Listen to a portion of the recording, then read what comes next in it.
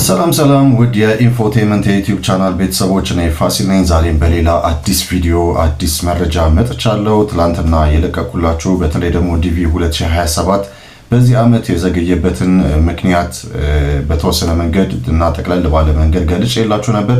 እንግዲህ ከአንዳንድ የታማኝ የዩቲዩብ ቻናል ምንጮች እንደዚሁም ደግሞ ከአንዳንድ ዌብሳይቶች ላይ ባገኘሁት መረጃዎች መሰረት ደግሞ ዛሬ እስቲ የዲቪ 2027 የዘገየባቸውን አንዳንድ ወሳኝ የሚባሉ ምክንያቶችና ማስረጃዎችን ይዤላችሁ ቀርብ ያለው ማለት ነው።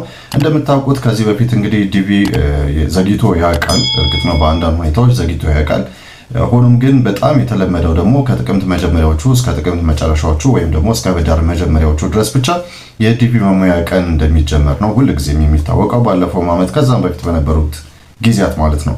ታዲያ በዚህ ዓመት የዲቪ የዘገየበት ወይም ዲቪ ሬጅስተር የማድረጊያ ወይም የመሙያ ቀን የዘገየበት ትልቁ ምክንያት ምን ይሆናል ከሚለውና አንዳንድ ታማኝ ምንጮች እንደዚሁም ደግሞ አንዳንድ የስደተኞች ጠበቆችና ሌሎችም አንዳንድ ታማኝ የሆኑ ምንጮችና ዌብሳይቶች ላይ የገለጹት በኋላም ደግሞ የራሱ ዲፓርትመንት ኦፍ ስቴት የአሜሪካ የቆንስላ ጽሕፈት ቤት ማለት ነው የገለጻቸውን አንዳንድ ማብራሪያዎችን እንመለከታለን ማለት ነው። ዛሬ እንግዲህ በምናየው በዚህ ቪዲዮ ላይ የተወሰኑ ምክንያቶችን ለዚህ ወይም ደግሞ በዚህ ዓመት ለሚካሄደው የነበረው የዲቪ 2027 የዘገየበት ምክንያት አብረን የምንመለከት ይሆናል። እስከ ቪዲዮ መጨረሻ ድረስ አብራችሁኝ እንድትቆዩ ጋብዛችኋለሁ።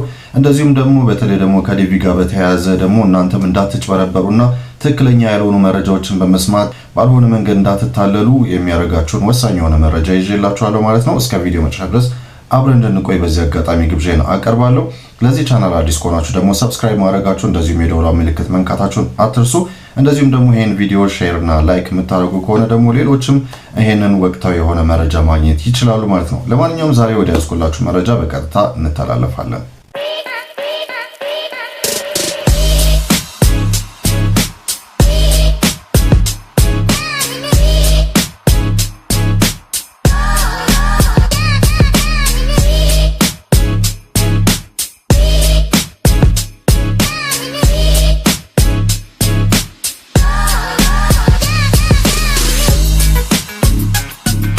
እንደነገርኳችሁ በዚህ ዓመት እንግዲህ ዲቪ 2027 እንግዲህ በተለያዩ አይነት ምክንያቶች መዘግየት አጋጥሞታል። እርግጥ ነው ከዚህ በፊትም ዲቪ ፕሮግራሞች የሬጅስተር ማድረጊያ ወይም የመሙያ ቀን በተለያዩ አይነት ምክንያቶች ይዘገያሉ፣ በቴክኒካዊ ችግሮችም ይሁን በማንኛቸውም አይነት ሁኔታዎች።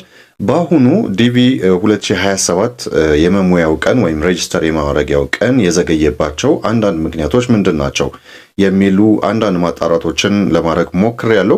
ትላንትና ጠቅለል አድርጌ የገለጽኩላችሁ ነገሮች ዛሬ እስቲ በተወሰነ መንገድ ዘርዘር አድርጌ ለመግለጽ እሞክራለሁ።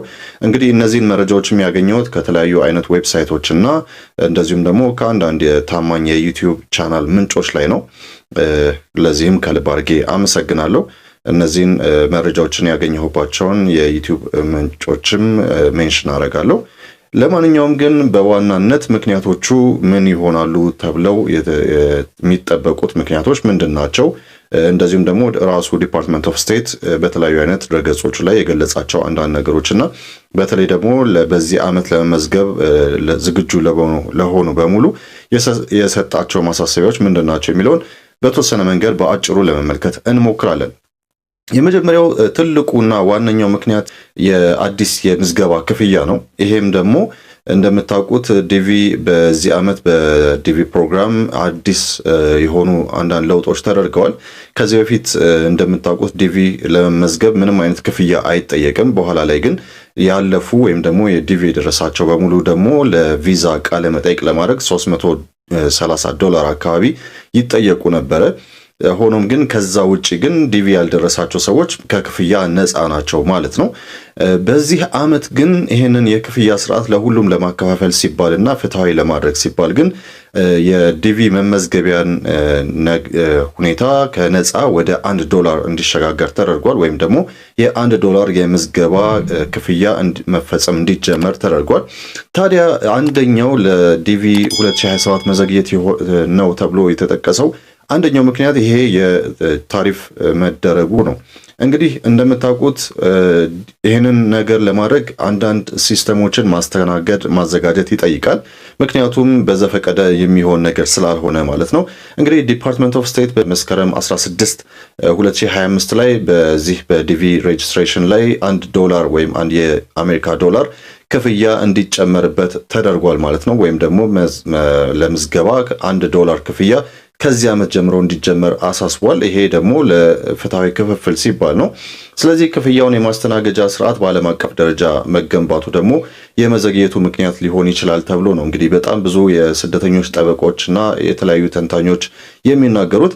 እርግጥ ነው ይሄንን በተመለከተ ዲፓርትመንት ኦፍ ስቴት ምንም የክፍያው ምክንያት ለዚህ ለመዘግየቱ ምክንያት ነው ብሎ አያምንም ወይም ደግሞ አላረጋገጠም። ለማንኛውም ግን ዋነኛውና አንደኛው ምክንያት ይሄ ነው ተብሎ ነው እንግዲህ የተጠቀሰው። ለምንድን ነው ከተባለ ደግሞ አንዳንድ ሲስተሞችን የመዘርጋቱ እንደዚሁም ደግሞ $1 ክፍያ የተጀመረው በዚህ ዓመትና እንደዚሁም ይሄ ስርዓት ደግሞ እንዲጀመር የተደረገበት ጊዜ ደግሞ አሁን ቅርብ ጊዜ ነው። ስለዚህ በመጨረሻዎቹ ሰዓት ላይ ነው እንግዲህ ይሄ እንዲጸድቅ የተደረገው። ስለዚህ ያም ቢጸድቅ እስካሁን እዚህ ፕሮግራሙ ላይ አላካተቱትም። ገና እንግዲህ ውይይት ላይ ያሉ ነው የሚመስለው ወይም ደግሞ ይሄን ስርዓት ዝርጋታ ላይ ያሉ ነው የሚመስለው። ስለዚህ ይሄ አንዱ ለመዘግየቱ ምክንያት ይሆናል ተብሎ ነው እንግዲህ የተጠበቀው። ሌላው ደግሞ ያው የስርዓት ትግበራዎች ናቸው፣ ከዚሁ ጋር የተያዙ ነገሮች ናቸው። እንደነገርኳችሁ እንግዲህ አዲስ ነገርን ለማስተዋወቅ አዳዲስ የሆኑ ሂደቶችን መሄድ ያስፈልጋል። አዳዲስ የሆኑ ባለሙያዎችን ወይም ደግሞ ሌሎችም ከዚህ ጋር የተያዙ ቴክኒካዊ የሆኑ ነገሮችን መስራት ይጠይቃል። ስለዚህ ለዚህ ጊዜ ደግሞ ባለቁ ሰዓት ላይ ወይም በመጨረሻዎች ሰዓት የተጨመሩ አዳዲስ የሆኑ አይነቶችን እነሱን ለማስተናገድ እንግዲህ የወሰደው ጊዜ ወይም ደግሞ የተሰሩት ነገሮች ጊዜ እንዲወስድ ምክንያት ሆነዋል ማለት ነው። ሌላው ደግሞ የህግ አውጪ እና የአሰራር ጉዳዮች ናቸው። እንግዲህ እነዚህ የቁጥጥር እና ወይም የአሰራር ጉዳዮች ማለት ደግሞ ክፍያውን ብቻ አይደለም፣ ሌሎችም ለውጦች ሊኖሩ ይችላሉ። ለምሳሌ አመልካቾች ትክክለኛ የሆነ የፓስፖርት ቅኝት እንዲያደርጉ ወይም ደግሞ ትክክለኛ ፓስፖርታቸው በትክክለኛው መንገድ ስካን ተደርጎ ማለፉን ማረጋገጫ አንዳንድ አዳዲስ የሆኑ ሲስተሞች ተጨምረዋል። ስለዚህ እነዚህ አስተዳደራዊ አሰራሮችና የህግ ለውጦችን ለመከተል ሲባል ብዙ ቴክኒካዊ ነገሮችን ወይም ደግሞ ብዙ አይነት የቴክኖሎጂ ሲስተሞችን መዘርጋት አስፈልጓል። ስለዚህ ለዲቪ 2027 እንደ መዘግየቱ እንደ አንድ ምክንያት የተጠቀሰው ሌላኛው ነገር ደግሞ ይሄ ነው ማለት ነው። ስለዚህ ከተለመደው የበለጠ ጊዜ ወስዷል። እንግዲህ መመሪያዎችን ለማዘመን እንደዚሁም ደግሞ ሁሉንም ነገር ለማደራጀት ሲባል እንግዲህ ብዙ ጊዜያቶችን አስፈልገዋል ማለት ነው። ስለዚህ አሁንም ቢሆን ለዲቪ 2027 መዘግየት እንደ ሌላኛው ምክንያት ተደርጎ የተጠቀሰው ነገር ይሄ ነው። ሌላኛው ደግሞ ከፖለቲካዊ ምክንያቶችም ጋር የተያያዘም ሊሆን ይችላል ነው የሚባል። እርግጥ ነው የዲኦኤስ ቃል አቀባዮች ወይም ደግሞ የዲፓርትመንት ኦፍ ስቴት ቃል አቀባይ የመንግስት መዘጋት በተለይ ደግሞ እንደምታውቁት በያዝነው በጥቅምት ወር የበጀት ተዘግቷል አሜሪካ ውስጥ እንግዲህ። ስለዚህ ይሄ ደግሞ አንዳንድ እንደዚህ የመሳሰሉ የሚካሄዱ አመታዊ የሆኑ ተግባራዊ ሊደረጉ የሚችሉ ነገሮችን እንዲዘገዩ አድርጓል ማለት ነው። ስለዚህ አንዳንድ ከዚህ ጋር የተያዙ አለመረጋጋቶች ሌሎችም ነገሮች አሉ ተብሎ ነው እንግዲህ እየታሰበ ያለው። ስለዚህ ለመዘግየቱ ሌላው እንደ ምክንያትነት የተጠቀሰው ነገር ይሄ ነው። ስለዚህ አሁን በመጨረሻ እንግዲህ ዲፓርትመንት ኦፍ ስቴት ያለው ነገር ምንድን ነው? በተለይ በtravel.state.gov በተባለው ዌብሳይቱ ላይ የገለጻቸው ነገሮች አሉ። እንግዲህ እንደምታውቁት ትላንትና በገለጽኩት መሰረት ጥቅምት መጀመሪያዎቹ ላይ በተለይ ደግሞ ጥቅምት በኋላም ጥቅምት 16 ላይ ጀምሮ የዲቪ መሙያ ቀን ይሆናል ተብሎ ተገምቶ ነበረ ከተለያዩ ምክንያቶች አንጻር። ሆኖም ግን ዲፓርትመንት ኦፍ ስቴት አሁን የገለጸው ነገር ምንድን ነው? ጥቅምት ላይ ይሆናል ብላችሁ አትገምቱ ነው ያለው። ስለዚህ እንደ ቀድሞዎቹ ጊዜያት እንደ ቀድሞዎቹ ዓመታት ይሄንን ዓመታዊውን ይፋ የሚደረግበትን ጊዜ ወይም ደግሞ የመሙያውን ቀን በዚህ ጊዜ ነው ብላችሁ አትገምቱ የሚል መመሪያ አውጥቷል። ሆኖም ግን ከዚህ ጋር በተያያዘ ቅድመ ዝግጅት ሊደረጉ የሚገባቸው ነገሮች አሉ። ይሄ ደግሞ ምንድነው? ትክክለኛው ቀን ባይታወቅም እንኳን ልክ የመሙያው ቀን ይፋ እንደተደረገ ግን ለዛ ሊረዷቸው የሚችሉ ሰነዶችን ካሁኑ ማዘጋጀታቸው በጣም አስፈላጊ ነው ብሏል። እነዚህ ደግሞ እንደ ፎቶ፣ እንደ ፓስፖርት የመሳሰሉ ነገሮችንም ማዘጋጀት በጣም አስፈላጊ መሆኑን እንግዲህ ዲፓርትመንት ኦፍ ስቴት በtravel.state.gov ድረገጹ ላይ ገልጿል ማለት ነው። ሌላው ነገር ደግሞ ትላንትና የሚያነሳውት ነገር መጭበርበሮች ናቸው። እንግዲህ ብዙ አጭበርባሪዎች ከብዙ አዳዲስ የሆኑ ነገሮች ጋር ተያይዘው አጭበርባሪዎች ብዙ የተለያዩ አይነት ነገሮችን ለመስራት ይሞክራሉ። በእኛም ሀገር ዲቪ እንሞላላችኋለን ይሄን እናረጋለን ያሉ የሚሉ አንዳንድ ሁሉም አይደሉም አንዳንድ እንግዲህ ይሄንን ሲስተም ተጠቅመው ለማጭበርበር የሚሞክሩ አሉ። ስለዚህ በዓለም አቀፍ ደረጃ ይሄ ነገር በጣም እየጨመረ የሄደ ከመሆኑ አንፃር ነው እንግዲህ $1 ክፍያውም እንዲጨመርና እንዲደረግ የተወሰነበትም ትልቁ ምክንያት ማጭበርበርን ለመቀነስ ታስቦ ነው። ስለዚህ እንደዚህ አይነት ማጭበርበሮችና አለመረጋጋቶች እየጨመሩ ስለሄዱ በዚህ ጉዳይ ላይ ጥንቃቄ ማድረግ በጣም አስፈላጊ ነው። በተለይም ደግሞ በአዲሱ $1 ክፍያ ላይ ክፍያውን ተግባራዊ በሚደረግበት መንገድ ላይ የተለያዩ አይነት ማጭበርበሮች እንዳይከሰቱ ካሁኑ ተመዝጋቢዎች ወይም ደግሞ አመልካቾች ጥንቃቄ ማድረግ እንዲኖርባቸው ነው እንግዲህ ዲፓርትመንት ኦፍ ስቴት ያሳሰበው።